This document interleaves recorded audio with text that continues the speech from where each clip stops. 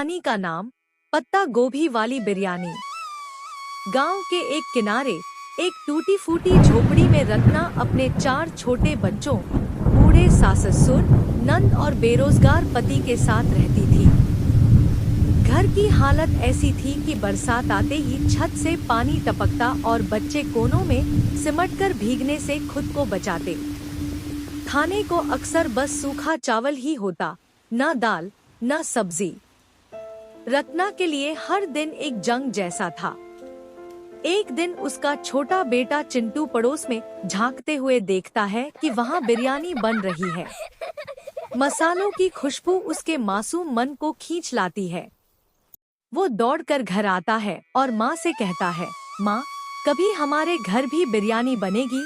रत्ना की आंखें भर आती हैं, लेकिन वह मुस्कुराकर कहती है, एक दिन जरूर बनेगी बेटा, बहुत अच्छी बनेगी, इतनी कि पूरा गांव उसकी खुशबू से महक उठेगा।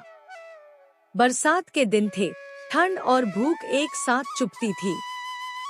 तभी एक दिन रत्ना की पड़ोसन की रसोई वाली औरत अचानक गांव चली जाती है। पड़ोसन रत्ना से खाना बनवाने को कहती है। रत्ना झिझकती है पर मान जाती है। वो मेहनत से खाना बनाती है और उसका स्वाद सबको इतना भाता है कि पड़ोसन उसे कुछ पैसे भी देती है।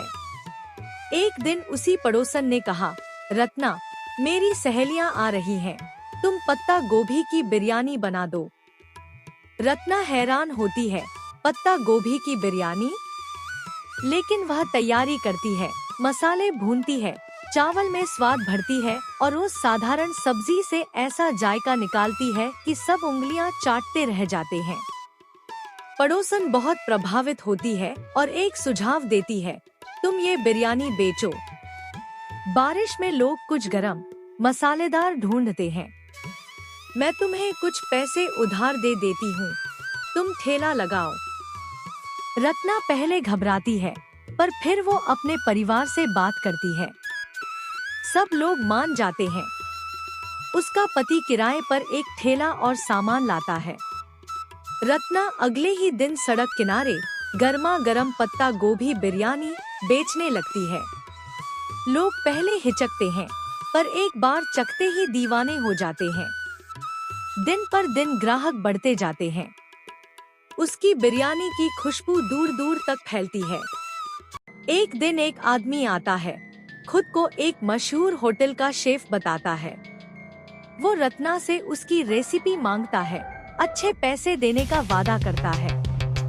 परिवार लालच में आ जाता है, लेकिन रत्ना मना कर देती है, कहती है, ये मेरी माँ से मिली हुई मेहनत की रेसिपी है, इसे मैं पैसों में नहीं बेच सकती।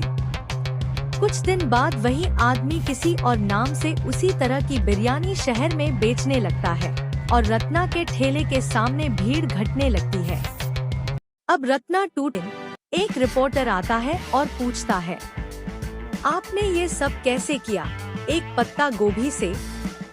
रत्ना मुस्कुराती है और कहती है, पत्ता गोभी से नहीं, भरोसे और मेहनत से।